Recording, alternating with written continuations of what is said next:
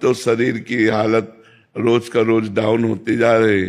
अब इसको हम कैसे कहें हम कितने दिन जिएंगे, अब पता नहीं भगवान कितने दिन रखें। ये जरूर है कि हम ना रहेंगे, लेकिन वाणी तो रहेगी ना। ब्रह्म, सनातन ब्रह्म है, सनातन राम है, सनातन कृष्ण है, सनातन संपूर्ण जगत है।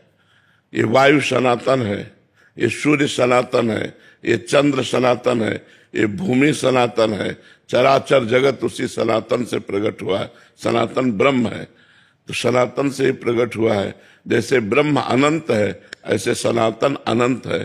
सनातन किसी व्यक्ति के धर्म का नाम नहीं है, सनातन पर ब्रह्म परमात्मा है। भगवान श्री कृष्ण सनातन है, भगवान श्री राम सनातन है। जब भगवान सनातन है तो चराचर जगत उसी सनातन से उत्पन्न हुआ है। ये वायु सनातन है, ये सूर्य सनातन है, ये चंद्र सनातन है, ये भूमि सनातन है, ये अग्नि सनातन है, ये समस्त देवता सनातन है। कहाँ तक वर्णन करे, जैसे भगवान अनंत है ऐसे सनातन अनंत है। सनातन किसी व्यक्ति के धर्म का नाम नहीं है।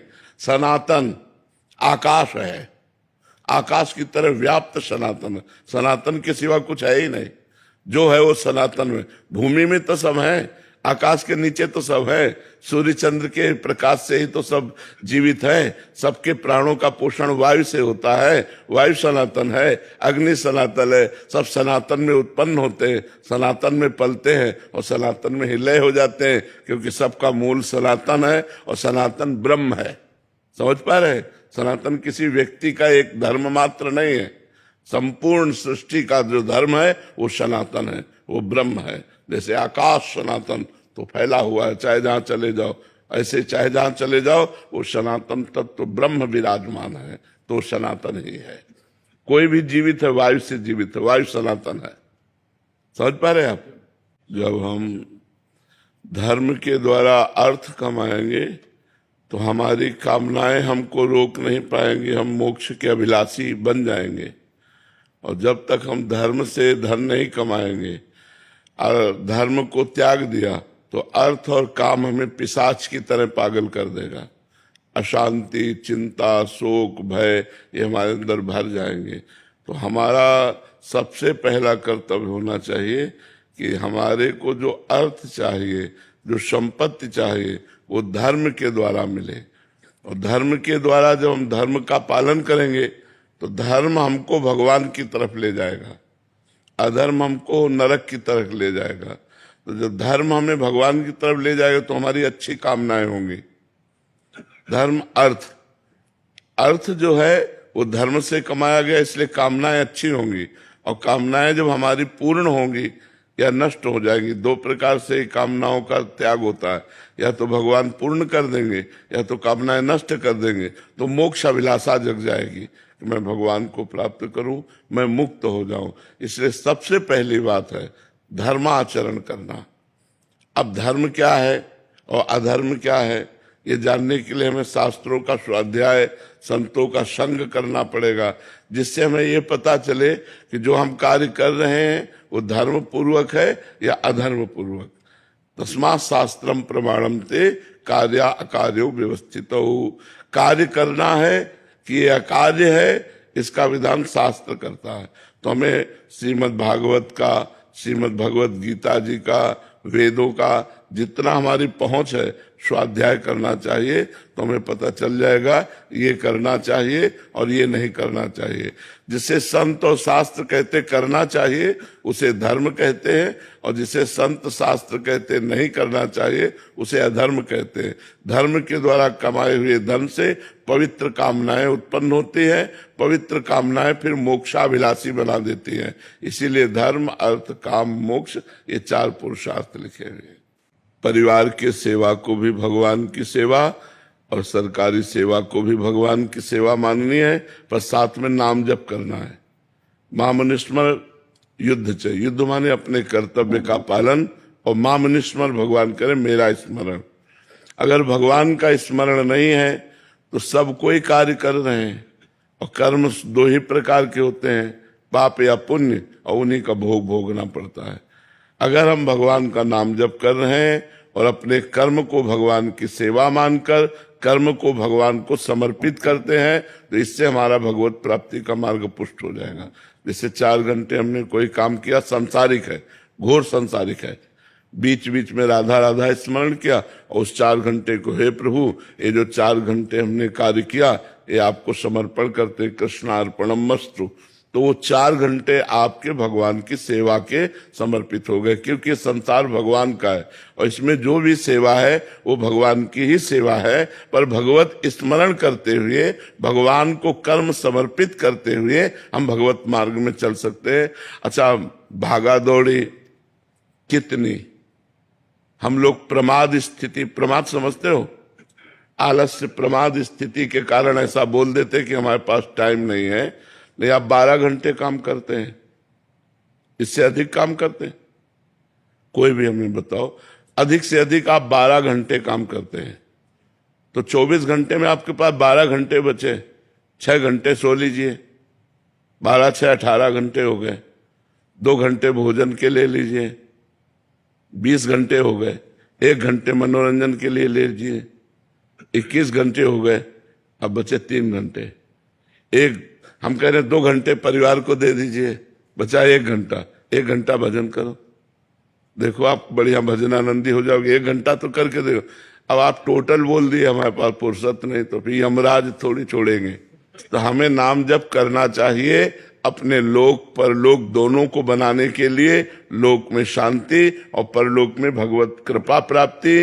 इसके लिए हमें नाम जप करते हुए अपने सांसारिक कार्य करने चाहिए। यही हम सबको सिखाते हैं। भक्ति ये नहीं कहती कि अपने कर्तव्य को छोड़ दो और एकांत में बैठ जाओ। भक्ति ये कहती है एकांत से उठो और समाज में जाओ और सेवा करो और पाप कर्म न करो और नाम जप करो। यही भक्ति सिखाती। बड़े बड़े संत फिर समाज में ही आते हैं, आते तो अंतिम में समाज में। बिना समाज को दिए आप जा नहीं सकते हो। जो भक्ति कमाई वो समाज को दो और फिर जाओ यहाँ से। बड़े बड़े संत महात्मा घूम घूम के बांटते हैं, हम तो मान लो बैठे हुए बांट रहे। बड़े बड़े संत जन तो गांव गांव नगर नगर घूम घूम कर प्रवचन करते हैं, लोगों को जागृत करते हैं। तो करना पड़ेगा।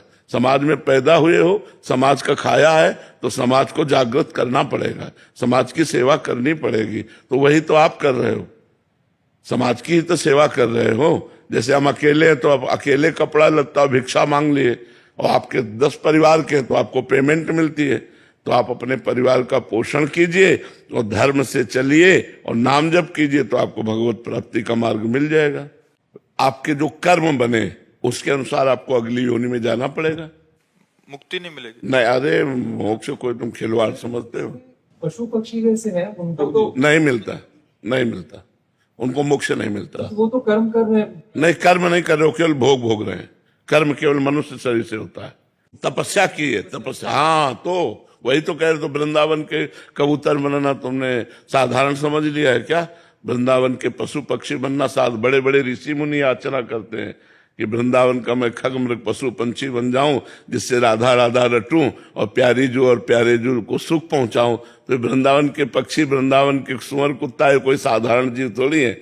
ये तो पूर्व जन्म के कोई न कोई साधन भजन बना, तो वृंदावन में आकर पशु पक्षी रूप में प्रियाजू के धाम में पड़े। आप सीधे भगवत प्राप्ति हो जाएगी इनको, क्योंकि रज में पड़े है ना। अब शरीर रज में छूटेगा तो रज के प्रभाव से भगवत प्राप्ति हो जाएगी।